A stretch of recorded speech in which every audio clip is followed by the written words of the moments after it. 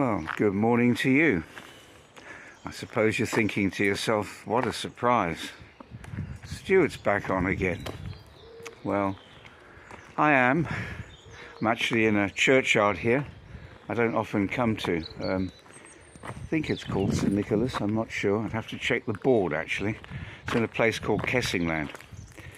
And some sort of an ancient stone wall here. All these places, as you know, those of you that have followed me around these different churchyards will know that they've got quite a history. And it goes back hundreds of years, up to 1,000 years. And of course we all have a history, don't we? I have a history, you have a history. And it's difficult sometimes, you know, to, just thinking randomly now, it's difficult to know how to come back when you've been away for a long time and many things have happened in your life, and sometimes they've turned you around and twisted you around and you don't quite know, especially when you come on here and do videos every day like I do. And I don't know, I suppose sometimes one can take the situation for granted and people look forward to seeing you, but changes go on inside people's lives, and changes have gone on in my life over the last few weeks, and I want to share something with you when I get back to the car.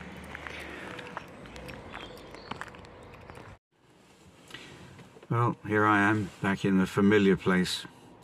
Actually, the name of the church is St Edmund's, not St Nicholas. Go to so many of them. Some of them actually do have the same names. So, as I said, I'm back here. I'll say from the very start that I'm not yet back on a daily basis. I'm just really taking it as the Lord leads me. But one's life does get turned around at times, and those of you that have followed my updates will know that we had our daughter and children coming over from South Africa, and it was quite an experience having them stay in the house for 5 weeks. And I don't know if any of you have had the experience. Maybe tell me in the comments if you've had to help somebody resettle into a country. And the amount of things that have to be done, from visa application to finding a home that's suitable, getting into the benefit system that one has to at times before you can start work. All the documentation, and it all came at once. There's a bit like an avalanche. And of course, when you take people into your home, even if it's family, it makes massive change. And my daughter has 2 children, and a teenager and a young child. And you have to adjust. You have to learn to adjust to one another. And it isn't always easy. You have family tensions. I'm sure all of us have experienced them. And so you find yourself at times just getting pressured. So many things to do. And of course the enemy loves that, doesn't he? He loves to get in, and he starts to work in our minds, starts to whittle us down. And I was finding myself at times getting quite whittled down with all the things to do. Because you want to help, you want to see the situation work itself out, and it takes time, and it's a daily process, and at times I must confess I've been faithless. Fortunately for the scripture that when I'm faithless he's faithful, but when you're going through that experience, it's another thing, isn't it? It's easy to read, it's easy to be academic about things, and very often I think coming on here daily as I did, it was easy to be academic about reading scripture and sharing things with people and saying, Lord, what have you got for me today? And sometimes I often wondered if God had something for me. I often wondered at times even if what I was giving was of God. And I must be honest. But I did seek the Lord the other morning, and I did get a scripture, and I wanted to find the time to be able to bring it to you, and it just really spoke into the situation of my life, and I just want to share it with you here. It's just a short psalm. It's Psalm 13. How long, O Lord, this is David, will you forget me forever? How long will you hide your face from me? How long must I wrestle with my thoughts, and every day have sorrow in my heart? How long will my enemy triumph over me? Look on me and answer, O Lord my God. Give light to my eyes, or I will sleep in death. My enemy will say, I have overcome him, and my foes will rejoice when I fall. But, there's always that big but I trust in your unfailing love. My heart rejoices in your salvation. I will sing to the Lord, for he has been good to me. And I think over the last couple of months, I should say, really, that when I've been faithless at times and thought, Lord, how am I going to see these things through? God has always worked them out. And he works them out ahead of you. And it's quite amazing to see how he's in the detail of life. All the little things that had to be done. All the little arrangements that we had to get involved with, and people we had to see. And at times I thought, how are they going to work out? But God always seemed to have a way. Just the perfect timing for a perfect situation. But yet each time it happens, even though these things happen in our lives, we still find ourselves doubting. Is this really God? Is this really him working?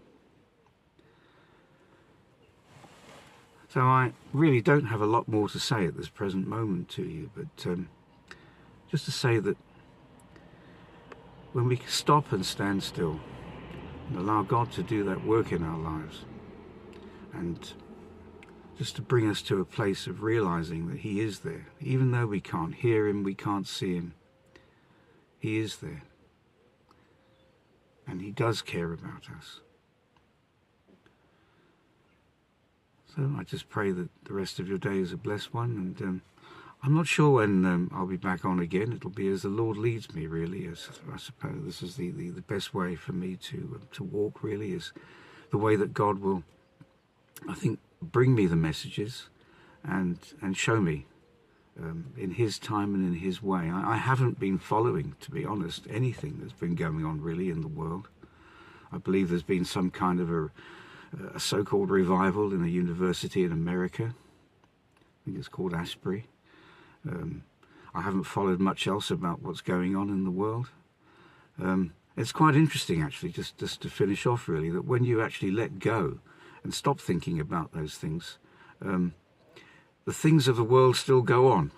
The daily struggles, the things of life. Even though we may be living in a matrix, the things are still the same in many ways. And it's only when we draw our attention back to them that we see that there are differences. So I'll leave that with you this morning, and I pray your weekend's a blessed one. Oh, the Lord reminded me that I hadn't finished, because there was a point that I wanted to bring out, actually, in the message that I completely forgot. Goes to show, doesn't it, when you have got pressures in your life. There's a practical example here, and I wanted to point this out because it was so relevant, and I can't understand why I missed it. The psalmist starts off and he says, how long will you forget me, O Lord? Will you forget me? How long, how long? And that was the question in my mind as well, I think, with so many things. Now my daughter has got a home and she's settled and getting used to being in the UK. And sometimes how long, you say, how long until this is going to happen? How long is that going to happen? And verse 2 is what struck me when I read this. How long must I wrestle with my thoughts? And there were times over these weeks when I've really wrestled with my thoughts. How on earth does this happen? Does that happen? And then the devil gets in, doesn't he? And he gives you the worst kind of scenarios that you can imagine. And it's not about having sorrow in your heart sometimes. It's just about, Lord, give me an answer. Let me find a way through these things. But then, as the psalmist does, as David does here, he ends up saying, but I trust in your unfailing love. So we wrestle with our thoughts and we trust in God's unfailing love at the same time. It seems like a contradiction, doesn't it? But that's the contradiction that we have until we meet Jesus, isn't it? We have that going on inside us, and it will continue to go on inside us. We'll wrestle with our thoughts. We'll wrestle not against flesh and blood. And at the same time, we'll trust in his unfailing love, because we cry out to him, don't we? As Job did when he cried out to the Lord, and as Jonah did when they cried out to the Lord. And it's not when you feel him, it's not when you sense his presence or anything like that.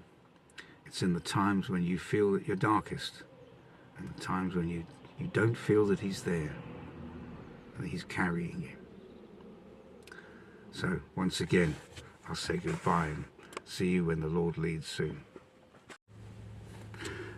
Hello again. This is a really unusual video. I'm not used to doing the videos, so I think probably what's happening is I'm getting a thought each time I finish, and then something else comes. And I actually wanted to say something initially that I'd forgotten to say, and that was that I looked back on my last video, and it was called Flavors of Tribulation, and I listened to it quite carefully.